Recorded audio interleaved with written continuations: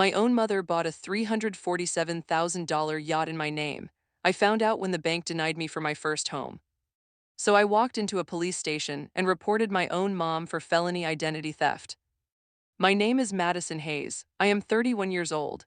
I live in San Diego, California, and I work as a trauma nurse at Scripps Mercy Hospital in Hillcrest. I tell people that because it explains everything about how I think. In the you learn to triage fast. You learn to stop the bleeding first, ask questions later. You learn that the loudest patient is not always the sickest, and that family members lie more than patients do. I have held a teenager's hand while we coded his mother in the next bay.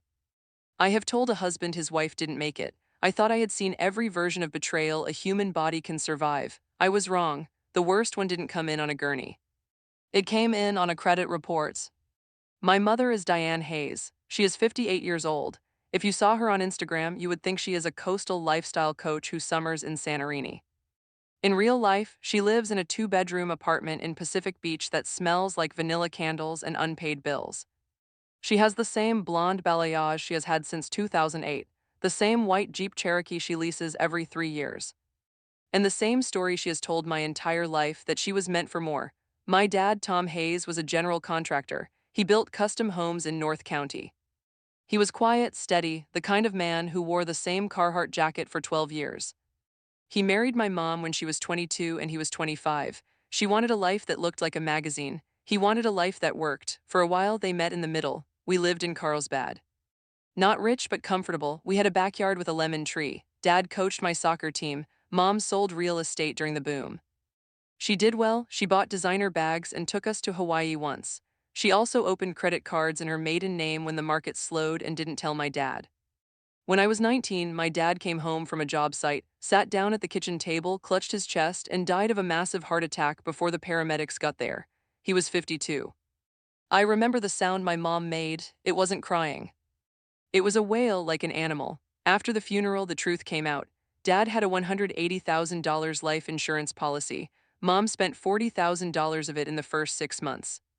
A trip to Italy to find herself. A down payment on a Mercedes she couldn't afford. A business investment in a friend's juice bar that closed in 4 months.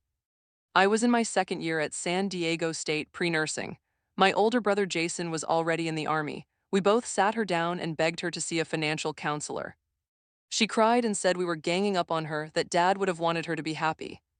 That was the pattern. Every time you tried to hold her accountable, she turned it into an attack on her grief. I learned to detach. I worked 3 jobs through nursing school. I graduated in 2017, started at Scripps in 2018, and I worked every COVID surge, every holiday, every night shift differential I could get. I didn't buy new clothes. I drove a 2012 Honda Civic until last year. I tracked my credit score like it was a vital sign. By last fall, my FICO was 782. I had $42,000 saved for a down payment. I had zero debt except my student loans, which I was paying aggressively. My boyfriend Ethan is a firefighter paramedic with San Diego Fire Rescue. We met on a call, a multi-car pileup on the 805. He is calm. He doesn't spend money he doesn't have. We started looking at houses not because we were rushing to get married, but because rent for a 1-bedroom in North Park was $2,900 and it felt stupid. We found a condo in Point Loma, 2-bed, 1-bath, 980 square feet, built in 1972 with a tiny patio that looked at the harbor. It was listed at $679,000. We had a plan. My savings, his savings, a first-time homebuyer program through Navy Federal Credit Union where we both banked. On October 14th, a Tuesday, we had our pre-approval appointment at 10 a.m. I wore scrubs because I was going to work at 11. Ethan wore his department polo.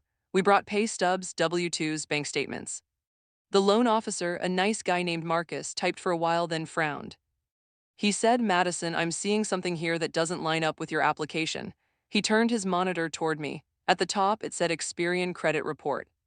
My name, my social, my date of birth, and then under open accounts, a line I had never seen.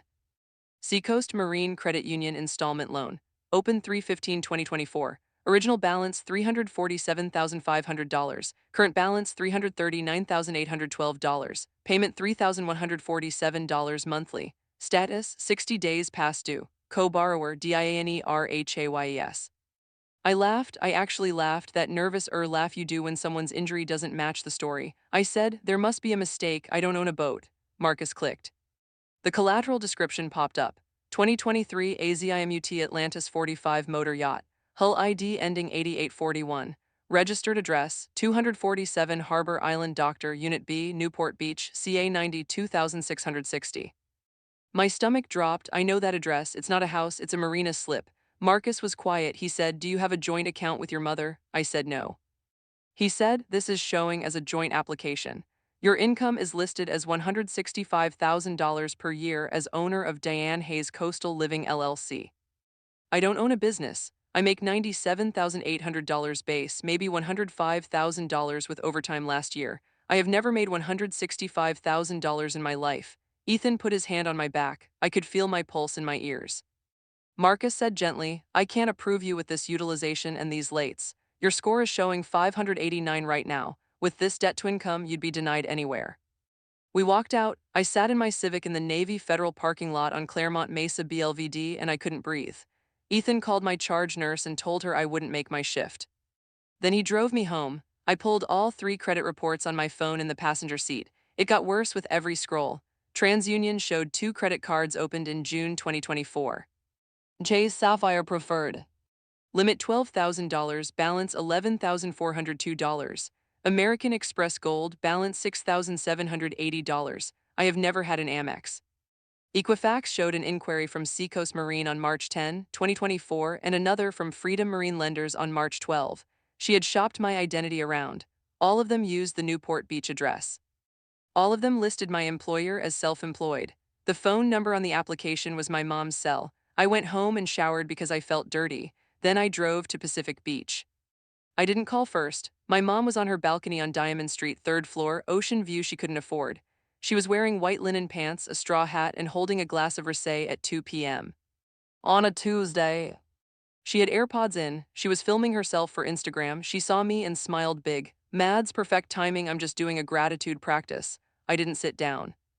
I held my phone up with the Seacoast loan on the screen. I said, "Did you buy a yacht in my name?" She didn't even blink. She took her AirPods out slowly. She said, "Oh, honey. Don't be so dramatic. Come sit." I said, "Mom, it's a $347,000 loan. It's 60 days late. You forged my signature." She sipped her wine. She said, "I didn't forge anything. I signed for both of us. It's an investment property. We're going to charter it." I felt my hands shake. I said, "What yacht?" She lit up like a kid. She said, "The Second Wind." She's a 45-foot Azimut. Italian, absolutely gorgeous. "I got a great deal in Newport. I've been manifesting this since your father died.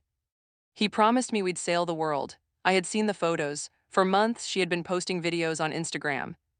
Sunsets off the stern, her in a captain's hat, her drinking champagne with captions like "CEO of my own life" and "Abundance is my birthright." I thought she had met some rich guy.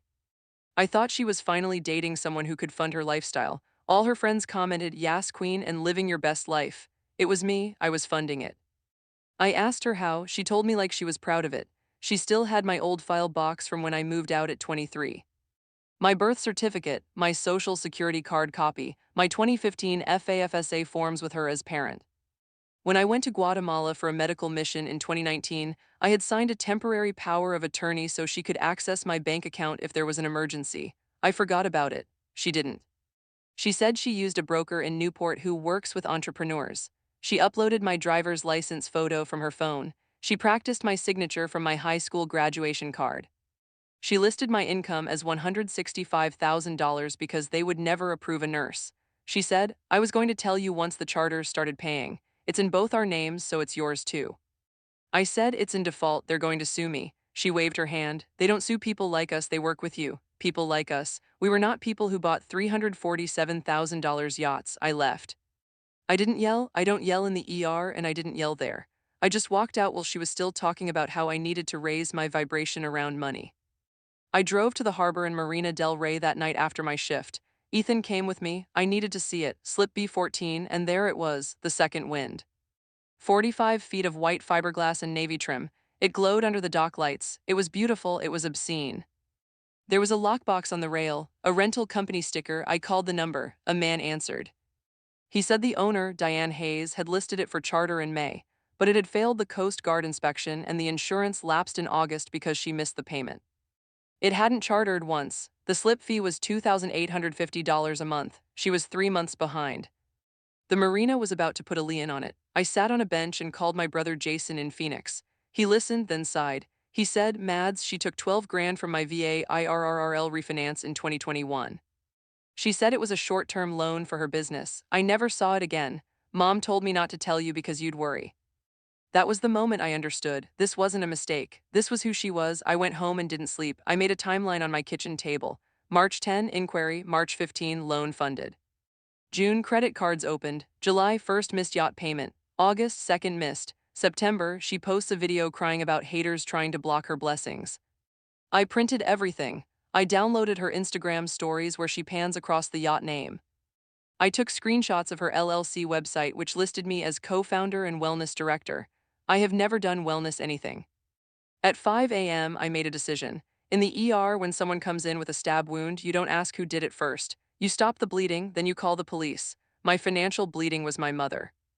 I opened my laptop and started the first report. I didn't know it then, but that night was the last night I would ever call her mom without feeling sick. This was not about a yacht. This was about 31 years of a woman who believed my future was her safety net, and I was finally done letting her cash the checks. The next morning I woke up at 4:47 a.m. without an alarm. Ethan was asleep next to me. My kitchen table was still covered in paper. The timeline I had made the night before looked insane in daylight. Red ink highlighter post-its. It looked like a trauma board for a patient who was coding. I am an ER nurse. I am trained to stay calm when everything is falling apart. I am not trained to investigate my own mother. I made coffee and did the first thing you are supposed to do. I went to Identity Theft Gov. The FTC website walks you through it step by step. I clicked, someone used my information to open credit. I typed in my name, my address, my social. I listed the Seacoast Marine loan, the Chase card, the Amex. When it asked, do you know who did this? I stared at the screen for 5 full minutes. I typed my mother, Diane R. Hayes. The site generated an official identity theft report and an affidavit. Case number 2020-410-293-847. It felt like signing a DNR for our relationship. I printed it at FedEx at 6:15 a.m. At 7:30, I called Seacoast Marine Credit Union. I asked for the fraud department. A woman named Linda answered. I told her my name and the loan number from my credit report. She was quiet for a second, then she said, Ms. Hayes, we've been trying to reach you for 73 days. She told me the payments were auto-drafted from an account in my mother's name that had been closed in July. The late notices went to the Newport Beach address. The phone number on file was my mom's. The email was a Gmail she made, madisonhayescoastal@gmail.com. I had never seen it. Linda said, I need to verify you are the victim. Can you confirm the last 4 of your social and tell me where you were on March 15th of this year? I told her. I was at work. I pulled my Chronos time card on my phone while we talked. I clocked in at 6:42 a.m. on March 15th, clocked out at 7:18 p.m. I worked a 12-hour shift in the ER at Scripps Mercy. I was in San Diego. The loan was signed electronically at 2:14 p.m. from an IP address in Newport Beach. Linda said, I'm freezing the account right now and escalating this to our investigations unit. We will need a copy of your police report and your FTC affidavit. She emailed me the full loan packet while we were on the phone, 47 pages. I opened it in my car in the FedEx parking lot. Page 3 was the application. My name, my social, my date of birth, all correct. My employer, Diane Hayes Coastal Living LLC co-owner. My monthly income, $13,750. My signature at the bottom was mine but not mine. It was a careful forgery. She had copied it from my nursing license renewal. I had emailed her 2 years ago when she said she needed it for insurance purposes. Page 12 was the driver's license upload. It was a photo of my actual California license, front and back. She must have taken it when I left my wallet at her apartment last Christmas. Page 19 was the insurance binder. She had listed herself as primary operator. I sat there and cried, not pretty crying, the ugly, snotty kind you do in your car. Because it wasn't just the money, it was the planning. She had thought about this, she had practiced. At 9 a.m., I walked into the San Diego Police Department headquarters on Broadway. I went to the Economic Crimes Unit on the 2nd floor. I brought a binder. FTC report, credit reports, loan docs. My time card, screenshots of her Instagram on the yacht, a copy of my real signature from my car loan. The detective at the desk was named Ramirez, Detective Alina Ramirez. She was maybe 40 with a sharp bob and no makeup. She didn't look surprised at all. I said, I need to report identity theft. My mother opened a $347,000 yacht loan in my name.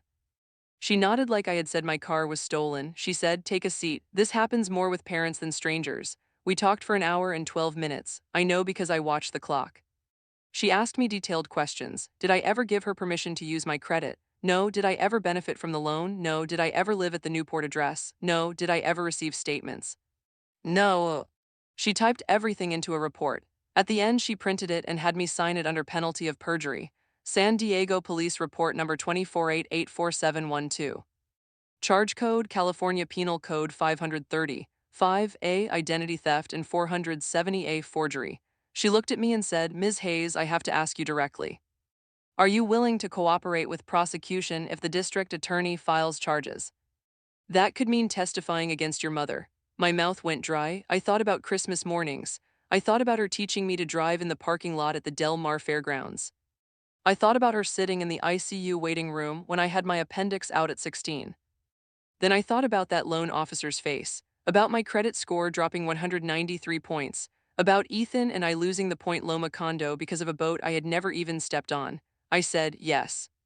I am." She gave me her card. She said, "Freeze your credit with all 3 bureaus today. Send my report to Seacoast. Do not talk to your mother about the case details. If she contacts you, document it." I walked out into the sunshine on Broadway and felt like I had just amputated my own leg to save my life. I called my mother from the car. California is a one-party consent state, so I hit record on my phone. I needed proof of what she would say. She answered on the second ring, cheerful. "Maddie, I was just thinking about you." I said, "Mom, I filed a police report this morning and an FTC Identity Theft Report. Seacoast has frozen the yacht loan." Silence for 3 seconds, then a sharp inhale. She said, "You did what?" I said, "You stole my identity to buy a yacht. It's felony identity theft." Her voice changed completely. The coastal coach voice dropped. She said, "How dare you?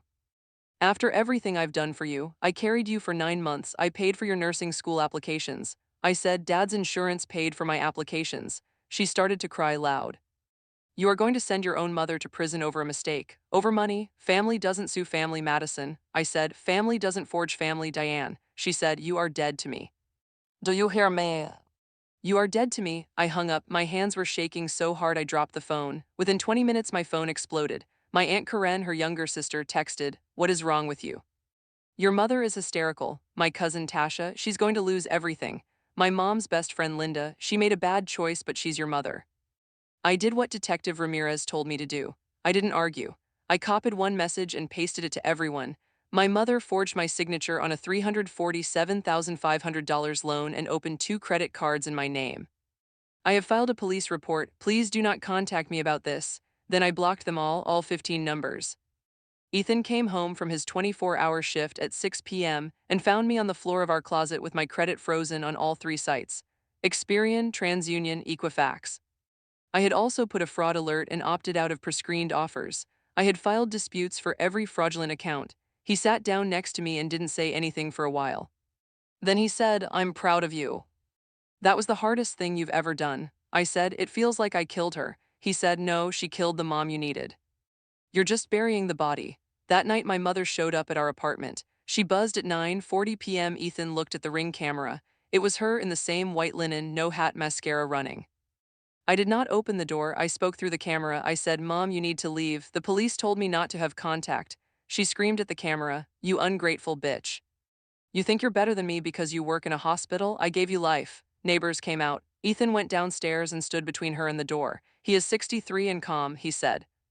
"Diane, you need to leave now or I'm calling the police." She left, but she keyed the side of my Civic on the way out. The Ring caught it. I sent the video to Detective Ramirez the next morning.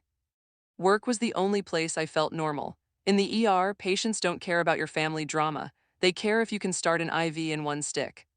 On Thursday, we had a bad trauma, a motorcycle versus semi on the 5.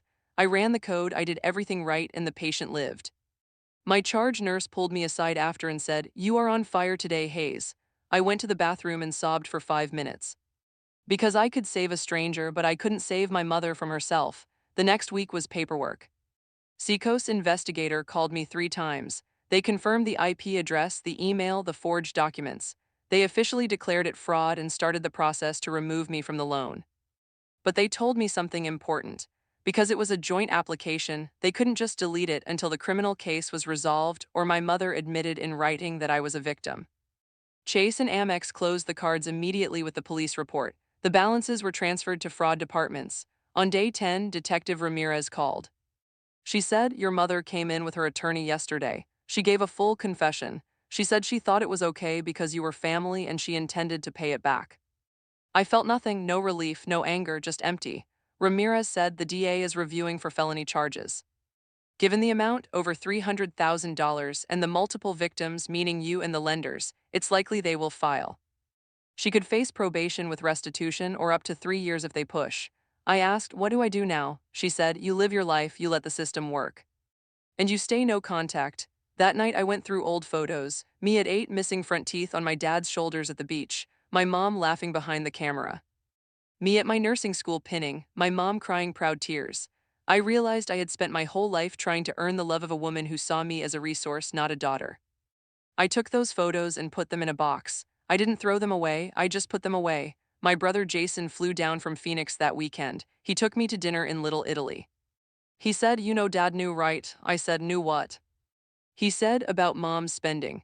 The last year before he died, he took out a second mortgage on the house without telling her and put the money in a trust for us. He told me, "Your mom loves you kids, but she loves the idea of a life more. Protect yourselves." I cried into my pasta. My dad had tried to protect me from beyond the grave. Jason said reporting her was the most loving thing you could do. For her and for you, she will never stop unless someone stops her. The marina called me the following Monday. They had my number from the loan. They said the second wind was being repossessed by Seacoast that week. They asked if I wanted any personal items removed. I said I had never set foot on that boat in my life. The repo happened on a Tuesday in early November. I know because Linda from Seacoast Marine texted me a photo at 7:14 a.m. It was the second wind on the back of a flatbed tow truck, dripping seawater onto the 405 freeway. The caption just said, "Collateral recovered." I stared at that picture in the break room at Scripps while my coffee went cold. I expected to feel vindicated. I felt sad, not for my mother, for that stupid, beautiful boat. It never did anything wrong. It was just fiberglass that my mother turned into a weapon. Seacoast sold it at a dealer-only auction in Newport Beach 3 weeks later. It went for $265,000. After repo fees, storage, auction fees, and the missed payments, the deficiency balance was $89,412. That number would follow my mother for the rest of her life, because the court would make it part of her restitution. 2 days after the repo, I got a call from a number I didn't recognize. It was a man named Peter Keller. He said he was my mother's criminal defense attorney. He was smooth. He said, "Miss Hayes, I understand this is difficult. Diane is deeply remorseful. She is prepared to take full responsibility. We are hoping you might consider writing a letter to the district attorney asking for leniency. Perhaps a civil resolution instead of criminal charges. She is 58, she has no record, she is your mother." I was walking to my car after a night shift. I was exhausted. I leaned against my Honda, the one she had keyed, the scratch still there because I left it as a reminder. I said, "Mr. Keller, did your client tell you she forged my signature on a $347,500 loan, opened 2 credit cards, and then came to my apartment and keyed my car when I reported it?" He paused. He said, "She is under a great deal of stress." I said, "I am under a great deal of stress because she committed 3 felonies against me. I will not write a letter. I will cooperate fully with the prosecution. Please do not call me again." I hung up and blocked his number, then I sat in my car and screamed. It felt good. On November 18th, Detective Ramirez called. The DA filed, she said, 3 counts: PC 530.5 identity theft, PC 470 forgery, PC 487 grand theft. All felonies. My mother was arraigned the next week at the San Diego Superior Court downtown. She pleaded not guilty at first, standard procedure. Her attorney was trying to negotiate. The DA's offer was 18 months formal probation, 200 hours community service, mandatory financial counseling, and full restitution to me and to Seacoast. No jail time if she complied.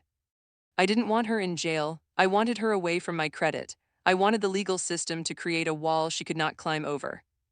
Thanksgiving was the test. My Aunt Karen, my mom's sister in Temecula, invited me and Ethan to dinner. She texted, "No drama, just family, your mother won't be there." I knew it was a trap. Ethan said, "Don't go." My therapist, Dr. Patel, who I started seeing after the police report, said, "You can go if you want, but go with a plan and an exit." We drove up the 15 on Thanksgiving Day. I wore a sweater and jeans. I brought a pie from a bakery, not homemade because I wasn't trying to win anything. Karen's house was full. Cousins, uncles, my brother Jason who flew in to support me. The turkey was on the table, we said grace. Then Karen said we should say what we're thankful for. When it got to me I said, I'm thankful for my health, for Ethan, for my job, and for the truth. Karen forced a smile. Then she said, well, we're all thankful Diane is getting help and we hope Madison can find forgiveness in her heart. I put my fork down. I said, Aunt Karen, Mom stole $347,000 in my name. She didn't get a DUI, she committed felonies. Forgiveness doesn't erase a police report. My cousin Tasha said, she's your mom, she made a mistake. I said, a mistake is forgetting my birthday. A crime is forging my signature on a yacht loan and letting it go into default for 3 months. Then Karen did what I knew she would. She had my mother on FaceTime on an iPad propped up on the sideboard. My mother's face filled the screen. She was crying. She said, Madison, please, I'm going to lose everything. They're going to make me a felon. The whole table went quiet. Jason stood up. Ethan put his hand on my knee under the table. I looked right at the camera. I said, Mom, you already made yourself a felon when you signed my name. I didn't do this to you. You did this to me. I am not coming to court to save you. I am going to live my life. Do not call me again. I walked out. Ethan and Jason followed. We ate Thanksgiving dinner at a Denny's in Murrieta. It was the best Thanksgiving I've ever had. In December, the local news actually picked it up. Not because I talked, but because my mother's Instagram had 22,000 followers and someone noticed it went dark. A small piece ran on the NBC7 website. San Diego lifestyle influencer charged with identity theft in yacht fraud case. They didn't use my name, they used adult daughter victim. My coworkers figured it out anyway. My charge nurse just hugged me and said, you did the right thing. The DA's victim advocate, Marisol, helped me write my victim impact statement. We met 3 times at her office. She asked me what I wanted the judge to know. I told her I wanted him to know that my mother didn't just steal money. She stole my safety. That for 31 years I had been her emergency fund, her backup plan, her cautioner in life. That I had to choose between being a good daughter and being a solvent adult, and I chose myself. My credit was healing faster than I was. By January, with all the fraud removed, my score was back to 718. Chase and Amex sent letters confirming zero liability. Seacoast sent a letter confirming I was cleared as a victim of identity theft and removed from the loan entirely. That I had to choose between being a good daughter and being a solvent adult, and I chose myself. My credit was healing faster than I was. By January, with all the fraud removed, my score was back to 718. Chase and Amex sent letters confirming zero liability. Seacoast sent a letter confirming I was cleared as a victim of identity theft and removed from the loan entirely. I framed that letter and put it in my closet. Ethan and I started looking again. We found a condo in Ocean Beach, not Point Loma, but better. 2 bedrooms, a tiny yard for a dog we didn't have yet, and a kitchen with actual counter space. We offered $655,000. It was accepted on January 28th. The lender this time didn't even blink at my report. I framed that letter and put it in my closet. Ethan and I started looking again. We found a condo in Ocean Beach, not Point Loma, but better. 2 bedrooms, a tiny yard for a dog we didn't have yet, and a kitchen with actual counter space. We offered $655,000. It was accepted on January 28th. The lender this time didn't even blink at my report. I started EMDR therapy with Dr. Patel for the trauma. She said betrayal by a parent is a specific kind of wound because your nervous system is wired to trust them. We worked on the guilt. The guilt that I should have seen it, the guilt that I filed the report, the guilt that I felt relief when she was charged. On February 12th, my mother took the plea deal. I did not go to the sentencing. Marisol read my statement in court for me. She later sent me the transcript. It said, Your Honor, my name is Madison Hayes. I am the victim in this case and the defendant's daughter. For most of my life, I believed love meant cleaning up messes. My mother taught me that her dreams were emergencies and my boundaries were betrayals. When she forged my name on a yacht loan, she was not making a mistake. She was making a choice she had made my whole life, to use me as collateral for the life she wanted. Reporting her was not an act of revenge. It was an act of survival. I ask that the court hold her accountable, not because I hate her, but because I finally love myself enough to stop protecting her from consequences.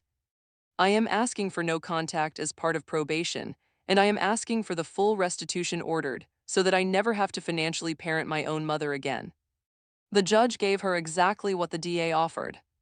18 months formal probation, 200 hours community service, 52 weeks of financial counseling, and $89,412 in restitution to Seacoast, plus $2,400 to me for the car keying and credit monitoring costs.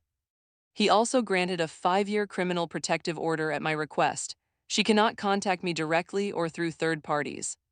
After court, she sent me a letter through her attorney. It was 4 pages handwritten.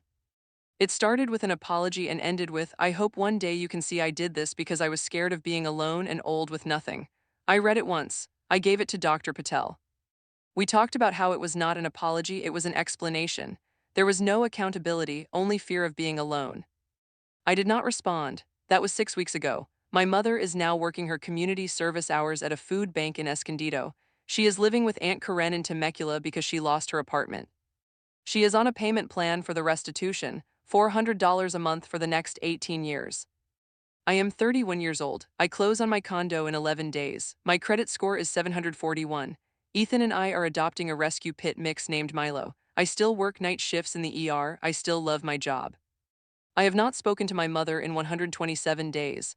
I count not because I miss her, but because I am proud of every day I choose peace over chaos. People ask me if I will ever forgive her. I tell them forgiveness is not my job right now. My job is to keep my name clean, my bills paid, and my front door locked to people who think my identity is theirs to borrow. It has been 14 months since the judge sentenced my mother. I am now 32 years old. I am writing this from the small patio of the condo Ethan and I closed on last April in Ocean Beach. The one with the harbor view I thought I'd lost. Milo, our rescue pit mix who is afraid of skateboards but loves the mailman, is asleep with his head on my foot. Ethan is inside making chili because it's his night to cook and he always adds too much cumin. My name is no longer Madison Hayes. 3 months ago, I stood in front of a judge at the San Diego County Courthouse and legally changed my last name to Thomas. Thomas was my dad's middle name. Tom Hayes was actually Thomas Edward Hayes Jr. I didn't take Ethan's name because we weren't married yet, and I didn't want to trade one borrowed identity for another. I wanted something that was mine and his at the same time. When the clerk stamped the decree, I cried in the hallway. It wasn't sadness, it was relief. For the first time since I was born, my signature belonged only to me. People ask why I changed it. It wasn't to punish my mother, it was because every time I signed M. Hayes on a patient chart, on a lease, on a credit card receipt, I saw her handwriting trying to copy mine on that yacht loan. I was tired of sharing ink with a forger. The year after sentencing was quiet at first. That was the strange part. After a lifetime of chaos, peace felt loud. My mother followed the rules for the first 9 months. She did her community service at the food bank in Escondido. She went to her financial counseling every Tuesday. The court garnished $387 a month from her paycheck at a call center job Aunt Karen got her. It went straight to Seacoast for the restitution. She didn't call, she didn't text. The protective order worked. I started to breathe again. My credit score hit 760 in August. Ethan and I got Milo in September. In December, on the Ocean Beach Pier at sunset, Ethan proposed. Not with a yacht, with a tiny diamond ring he saved for 8 months. He got down on one knee and said, "I want to build a life with you on solid ground." I said yes, and we both cried while tourists clapped. I got promoted to charge nurse on the night shift. I started speaking at new nurse orientations about financial abuse. You would be shocked how many nurses, mostly women, have a parent or partner who has opened cards in their name because you have good credit. You're a nurse, I tell them what Detective Ramirez told me. Stop the bleeding first, then call the police.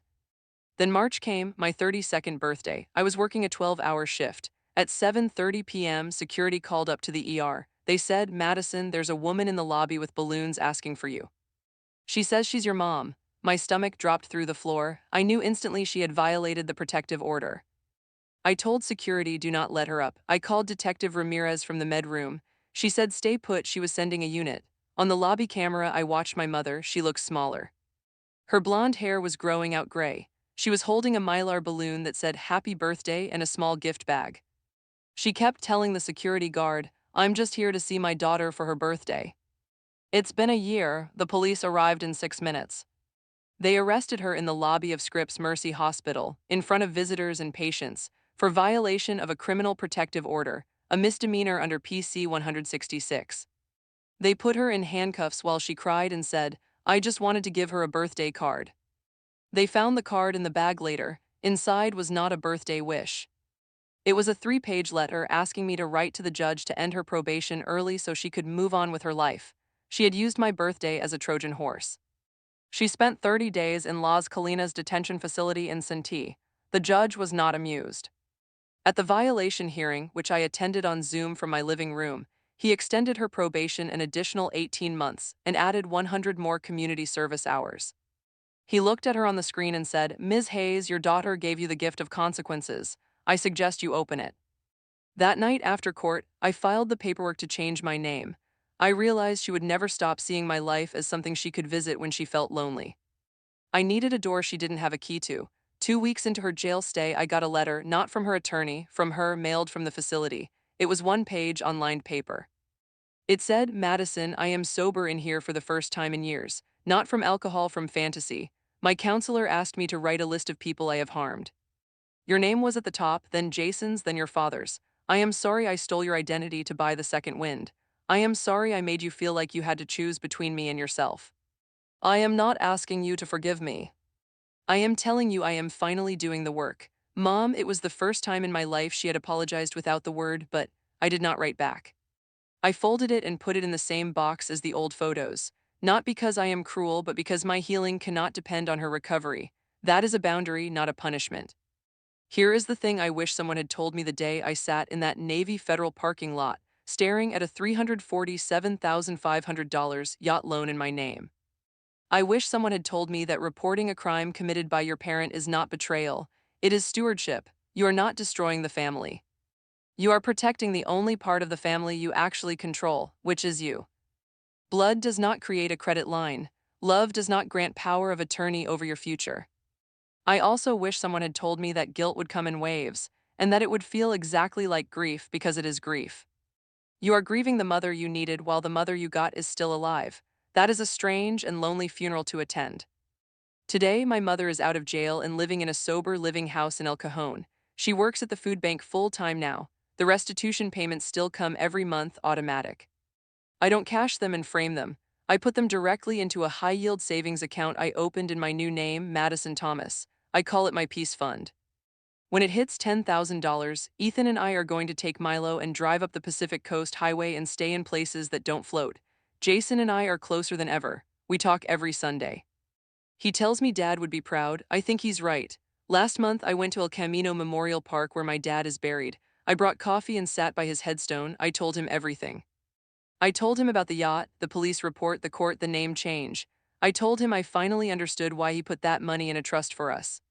He knew Mom loved the idea of us more than the reality of protecting us. I told him I was okay. I told him I chose solid ground. If you are listening to this and you have a parent, a partner, a sibling who is using your good name to fund their bad decisions, hear me. You are not required to set yourself on fire to keep your family warm. You are allowed to file the report. You are allowed to freeze your credit. You are allowed to change your locks, your phone number, and yes, even your last name. You are allowed to love someone from a distance that keeps you safe. My mother stole my identity to buy a yacht, so I reported her.